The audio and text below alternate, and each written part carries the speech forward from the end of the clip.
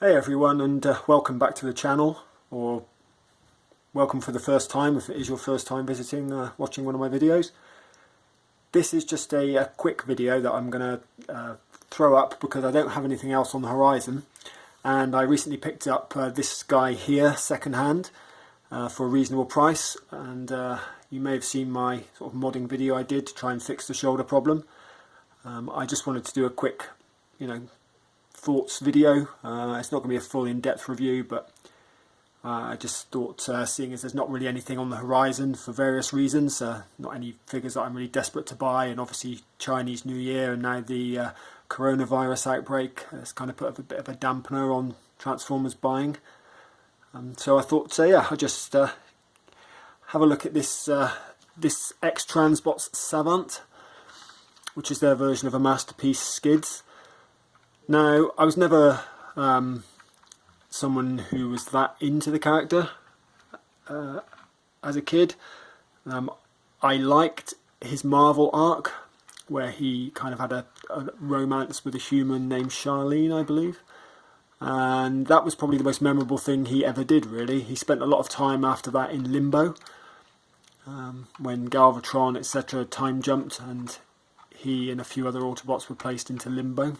And he remained there for a while, then he came back, and then he went back to Limbo for a long time. And then I think probably his other memorable storyline was when he returned from Limbo, he brought a manifestation of all of his worst fears with him. But yeah, that's more the Marvel comics. There wasn't really anything all that memorable about him in the toon. He, I believe, was in 2 episodes and maybe had 1 line of dialogue. He was in the episode with the space spores, the one with the robotic insecticides, which I think was his line of dialogue. But yeah, so not a particularly memorable character from the toon for sure. But I did kind of dig his Marvel appearances, even though they were, as I say, not overly memorable apart from those 2 things I mentioned. And I like the deco. His toon deco, and this release is a kind of a mix of both. So when I managed to pick it up, I got it for £45, albeit for a couple of reasons which I'll go into. But yeah, I figured it was worth a punt just to go onto my sort of very small season 2 shelf, just to pad that out a bit of my characters that were a little bit more interesting. My Power Glide, my Cosmos. I've got a smoke screen in there as well. The original MP19, and now this guy.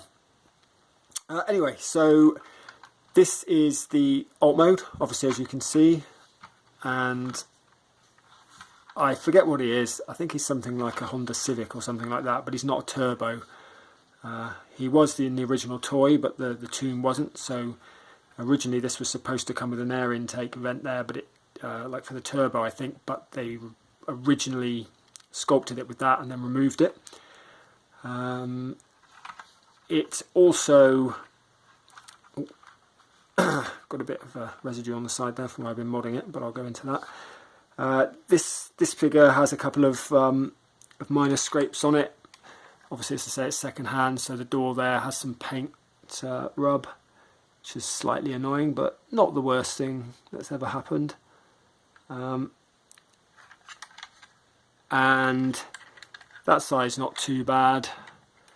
Again, elsewhere, no real major issues with it, to be perfectly honest with you. In fact, that paint rub, I'm slightly concerned that might be new paint rub. I don't remember seeing that. It's possible that happened when I transformed it. I do hope that isn't the case. I'm usually quite careful. I don't remember doing anything. But it's possible I caught it, snagged it or something. But there you go. If I did, it's a bit late now, isn't it? It was a bit of a kind of a pain in the backside to transform. Some parts didn't want to go together, so it's possible that when I was manoeuvring this door, actually it may have caught and done that, which is a bit annoying actually. I think that may be what happened, but that is a real shame. I've only just noticed that on camera, but there you go. Literally just transformed it for the first time. I kind of wish I hadn't now. Anyway, I didn't get the little scooter that he comes with because, as I say, it was second hand and that wasn't available. But I did. I paid £45 for it, and it included the weapons and also the alternate face sculpt, which is what I was after, because the original face sculpt that came with this guy was a mushy mess. So I'm not going to go into it too much because I don't really find the alt mode all that exciting. It's a nice enough looking vehicle, you know. I'm not dissing it, but yeah, it's not, you know, fantastic. It's quite a plain, boring vehicle. So anyway, I'll transform him back into robot mode, and then I want to go through some of the things that I've noticed about it and give some of my thoughts about some of the failings and some of the QC issues, etc. But yeah, I'll be right back with that, so I'll catch you in a moment. Okay, so here we are back with the bot mode, and yeah, I mean, it's, at first glance I thought it was quite garish when I saw this figure. I think because I was very used to the Marvel look, which had a sort of monotone blue colour, whereas this is very colourful. You know, you've got all these different blues. I wouldn't say they clash, but it is quite a lot to take in visually. But when I looked at the animation model, which I wasn't all that familiar with because obviously, you know, he wasn't a particularly prevalent bot, I actually, yeah, it's pretty close. So you can kind of blame or thank, depending on your outlook, the original designer there. I quite like it now. It's grown on me. It's just part of the reason I wanted to pick the figure up, really. I think it's a nice looking piece. It actually looks pretty close to the Toon and to the Marvel sort of version. As I say, I think I did do the damage on that door when I was transforming it. I think it was when I was moving the arms, because the arms are a bit of a pain to do, which is a real pain because, like I said, I'm probably never going to put it in alt mode again. So the one only time I do it, I actually managed to damage the paint on the figure, which is quite disappointing. It did actually arrive with a slight chip on the right foot, which isn't the end of the world. I can kind of live with it. It's going to sit down on a shelf anyway. These minor defects won't really be all that visible. I mean, his arm kind of hides the door anyway, but still from the side, you know it's there now. It's going to bug me. Yeah, oh well. These things happen. It's kind of part and parcel of being a masterpiece scale transformer collector, really.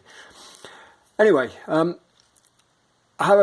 quite a lot I like about this figure, but there's quite a few things I really don't like. So I'll just take you through a few of those things now. Some stuff to watch out with potentially if you buy it. Maybe not with the newer runs, but certainly with the original run. Now, there were some QC issues with this figure. The first I can't actually demonstrate because I no longer have it, because I have the new face sculpt, which is, if you can see there, it's actually pretty good. It's, you know, there's a defined mouth, the features are all defined, it looks pretty good. It's pretty close to G1 skids. The problem with the original head sculpt was that there was no definition on the mouth, so it just looked like a glob or blob of paint was stuck in there. This alternate face came with one of their Stunticons, I believe, and I was lucky enough that the seller that I got it from had already put the new face on, so I didn't have to worry about that. The other issues with it are some sort of looseness somewhere. I mean, I've got a few things actually. If I look at these heel spurs here, one of them can go sort of pretty level, pretty flush. The other one can't quite go so much, so he stands a bit lopsided. I've actually pushed that one down a little bit from where it can go. That can actually go completely horizontal, but I've had to move it, otherwise he sort of leans a little bit to the side, so that's a bit annoying. The other hinge on here, the other pin, is just too tight. It will not go flush. I feel like I'm going to break it if I try and push it anymore, so I'll live with that. I mostly have him in a dynamic pose anyway, so it's not that big of an issue. He does have an ab crunch of sorts, which I can demonstrate here. Now, when I first got that, it was supremely loose, but thanks to the wonders of Pledge floor polish, I've now tightened it up so that it doesn't really move that much. I mean, it can't support the weight of the die cast, but it's a lot better than it was. So that's pretty good. You know, that stuff works wonders, actually, that pledge. So I spent quite a lot of money on it recently, getting a bottle of the stuff that was recommended. It was something like 15 quid from eBay, but I couldn't get it anywhere else, and I didn't want to risk getting one of the others that may have been incorrect, so I paid through the nose for it. But I've used it on a few figures now. Fans Toys Rouge, Fans Toys Phoenix, I think Make Toys Endgame, my X-Transbots Ollie, a few other bits and pieces as well that I've used it on, and it's worked wonders. I ostensibly got it for this guy to fix his issues, but I've had mixed results with him, but some of that is probably my fault, which I'll go into now. So let's go through a basic articulation checklist. He has a very strange design for his arms, but we'll go through the legs. I mean, the legs are pretty standard. You have your normal forward and back there, and they're nice and tight, even though this is very heavy die cast. You can go all the way out to the side there, and they don't hold quite as well, but they're not too bad. There's some quite tight pins in there. He has a nice knee bend. I mean, the calf there prevents it going any higher, but it is actually a double jointed knee, so you can get sort of more out of it if you want, but the design limits it somewhat. He doesn't have, well, he does have an upper thigh rotation, which works quite well, and he also has a waist swivel, which is reasonably tight on mine. He doesn't have too much, well, he does have ankle pivot, but he doesn't have too much unless you use the transformation joint to extend it down. It looks a bit funky, but you can cheat it. When he's in a wide stance, you can do that to give him a bit more of a pose there, like that. You see, he does have a tendency to lean forward as well. He has a reasonable range of motion on his head. Obviously, the transformation joint there can move up and down, but even without that, he's got he's on a ball, so he can look left and right, up and down a little bit, not much down really, unless you put him up, but even then it's not much. And he can go side to side for that quizzical look. You may notice actually that, not sure where you can see it, there's a bit of a gap on the neck at the base, sort of around there. There's a bit of an uneven cut, and the reason for that is because, as I stated originally, it was supposed to have sort of an air intake, a turbo intake on there, and that was there to accommodate the raised piece. And then when they took that raised piece off the bonnet, they didn't adjust the neck piece, so but it doesn't really show anyway, so it's not too bad. His doors are articulated at the back. I don't want to look at this one now that I've managed to scrape the paint off, but I'll get over it. They are articulated, they move in and out for transformation. When they're like this, they'll sort of sit in place, but they can be independently moved. And this piece here obviously moves up and down, but again, it's not supposed to, it's just supposed to sit straight there. Now, let's come on to the sort of the biggest issue I have with the figure, for two reasons actually. One, a design choice, and two, a QC issue. So we'll start with this arm. The way it works, it's on a strut under there that you can probably see. Now, it's not a great design, mainly because you can only go up to there for starters, but also you get sort of limited motion around. You know, you get a 360 on what is supposed to be a soft ratchet, but it really feels like it's just held in place by friction with a pin, to be honest. I've taken the arms apart, and the ratchet is there, but it doesn't bite on anything. The forearms, you do have a swivel at the elbow, sorry, there, and the forearms have the usual sort of. They're not quite single jointed. They're just past. Well, they are single jointed, but they're just past the horizontal. It's more than 90 degrees. The big problem is though that this piece here, it clips in on the top into these little indents, but it doesn't do it with anywhere near enough friction or strength, so that when you actually do the rotation, you end up separating the shoulder piece, as you can see there. So if you're going to move the arm at the elbow, you need to hold the top piece before you do it. Just something worth being mindful of. You do have a wrist swivel as well, which is, you know, quite tight. A lot of the joints on this figure are tight, apart from one, which I'll go into. Now, as I say, you can go out to there, but there's no shoulder rotation, which is really limiting, because it means that, you know, you can have poses like that, but they look kind of unnatural. And you can go up like that, but again, you're only straight up. You can't go across without it looking weird, because it pivots on this joint rather than being like on a ball joint or anything. So it's not the best design, but it's functional, I guess. However, the big problem I have with it is that, as you probably saw in my video, the left arm on a lot of the original runs of this figure was faulty. Now I fixed mine temporarily by using tissue paper to get underneath the pin, the loose pin, and pad it up, but that worked for a bit, and then it started to get torn up and loosen, and it couldn't hold the exact pose I wanted. It would work in sort of certain poses, but if I went to there, then it would start to droop over time, or, you know. So I decided to get that pledge polish, what they would have called Future back in the day, and it's supposed to be sort of a miracle substance. A lot of people had told me that they'd fixed theirs using it, and so I got that and I put it in, and one application wasn't enough, so I put about 2 or 3 in the end, and it didn't seem to be working. But I left it for another couple of days on a shelf, and when I went back, it was nice and tight. It was almost as tight as this one. In fact, in some areas it was as tight as this one, but there were a couple of spots where it obviously hadn't quite got in. So if I left it there like that overnight, or even over a couple of hours, the arm would do that and go down to where it was next solid, which really bugged me.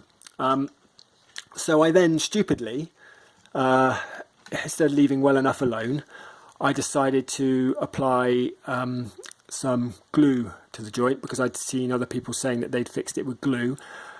Of course, the glue ended up interacting with the Future and dissolved it essentially.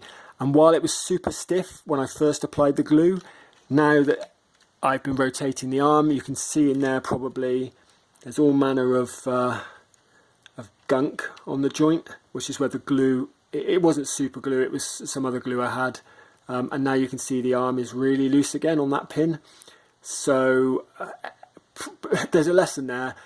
Don't keep messing around with things when you've got reasonable results, because it was fine. I mean, it was just one bit there where it was slightly looser, but it was where I wanted the arm positioned. I think if I'd done some more Future instead of that glue, I probably would have been fine, but I just decided to try something else. Now I'm going to have to go back to basics and do the whole thing again, try and strip it out, which is very difficult given that it's under that pin. But I don't think I have a lot of choice now. Anyway, it's a design fault. It's a recognised design fault. X-Transbots were giving out replacement parts. I'm going to now try and get hold of them and see if I can get one.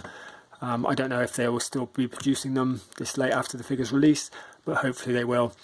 I believe sort of as it went on, the run, later in the run's life, this issue was addressed, so but you shouldn't get it if you get one of the newer releases. But if you do happen to get one that's been sitting around for a while, or get one second hand, it's just worth being aware of that this could be a potential issue. But it was one of the reasons I got the figure so cheap, 45 quid, and I figured I could take a stab at fixing it, and I largely did. As I say, I fixed all the other issues with it, but I got a bit silly with that one, and instead of leaving it alone, I tried to mess around. I mean, there are ways of cheating it. You can twist the arm like that so that it doesn't drop, or you can have it across like that, but obviously that's not ideal. Anyway, that's as I say, that's a lot of that is my fault. I managed to kind of fix it, and then I went back and messed around with it and ended up making it worse than it was. a bit like I did with the bloody door there, which, yeah, I'm sorry, that's still annoying me because I've just done it. Anyway, that's kind of what the figure can do. As I say, I didn't get all of the accessories with it. I didn't get the little moped, so I can't demonstrate that. But what I can demonstrate are his weapons. And he comes with 2 of those. The first one being this little liquid nitrogen gun, I believe it is. And the second one being some sort of twin electro blaster. And these are very G1 stroke Marvel stroke Tor animation accurate. They have little notches on them that fit into the forearms here, so you just open up the hand, put that in there, and then close the hand around it, and he holds that one nice and securely. And this one doesn't have a grip, but it goes into the notch on the forearm. Now, when I had the glue in there, or sorry, the future, this did stay up in most positions. You know, as you can see, if I cheat it and put it against the bumper, like turn it in like that, it does stay up, and then I guess I could sort of turn that to keep that level or whatever. It's still not great, but it kind of cheats it. But this one's fine. And yeah, I mean, he looks like a sort of an old Wild West gunslinger a bit, which is what I like about him. And yeah, if you use that ankle pivot there, you can get some pretty nice poses out of him, like that. As I say, there's more to him than just being a static bot. Even though he's quite limited in terms of range of motion in the arms, he's pretty good when it comes to other things. So yeah, I mean, I'm not going to go on too long about this one. As I said, final thoughts really are, it is worth the money if you can pick it up cheaply enough. I believe the moped, in addition to being something that was like an accessory for, you know, true to the real life vehicle it's based on, as well as being just a little moped, it could also transform into a weapon that could be integrated with some of the others. But again, I don't miss it, and I'm not worried that I paid the 45 quid for it. This would have been an absolute steal if the arm wasn't so problematic. It is proving to be a bit more annoying to fix than I'd hoped. But I'm sure I'll get there if I go back to basics now and strip all the crap out and go back to just using future.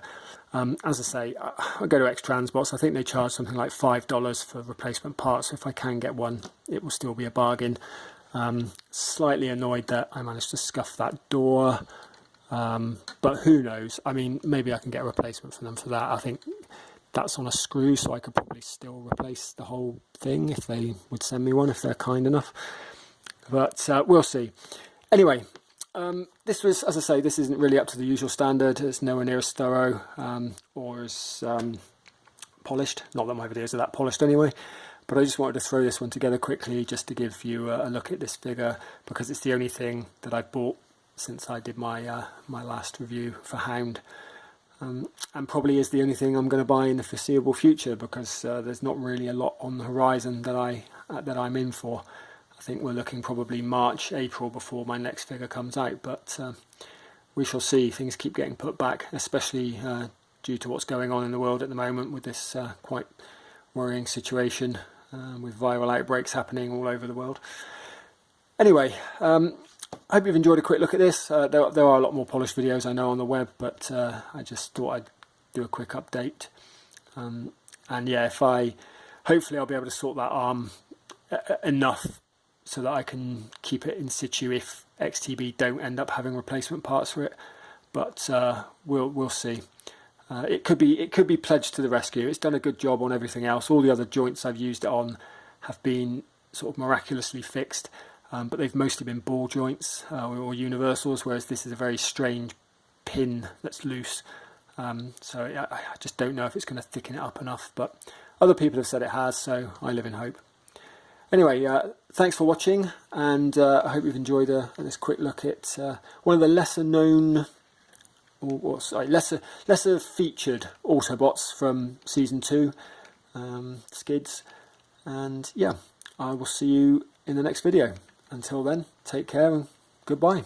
So here's just a quick update for anyone who's interested. I applied some more of the future or pledge, whatever you want to call it, to Skids, Savant's arm, and as you can see, he's now able to hold a pose. It did take quite a few days to cure. I originally put it on and it didn't support the weight for a day or two, and then when I manipulated it after a couple of days, it would kind of break it a little bit, or break the bond.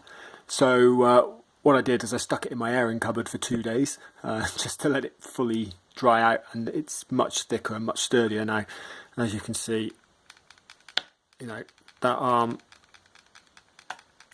is not going anywhere now. In fact, it's probably stiffer than the other arm. It's just, you can see that's very tight now when I move it, and there aren't even any sort of dead spots in it where it's, I guess, a little bit looser there actually. As it goes up, it's a little bit looser, but still fairly tight. I mean, it might drop a little bit from the top, but generally speaking, it can hold a pose where I want it to, which is the main thing. So I'm going to leave well enough alone now, and I'm going to stick this fella back in the detolf and just cut my losses, because as I said, I'm a little bit gutted that I managed to somehow damage the paint during transformation, because the only reason I transformed this guy was for the video. I never would have otherwise. So that's a little bit disappointing. I mean, he came with a slight paint scratch on his toe, but I can live with that as well. Doesn't really show up as much, but that one, because it was pristine when I got it, and I don't quite know how I managed to do it, it is bugging me somewhat. But there you go. When it's in the detolf like this, which is how I'm going to present him, it won't even show up really from the angle I'm going to have him posed at. And he's still, for what I pay for him, he's still a great figure. Hopefully I can get some stuff from XTB, a replacement shoulder. I might even see if I can get a replacement door from them, and even maybe the scooter, who knows. But failing that, at least I've now got a serviceable skids after the few mods I performed, the pledge on the arm, the filing down of the nubs on the top of there to help the canopy plug in better, and the sort of pledge on the waist joint to make it stiffer as well.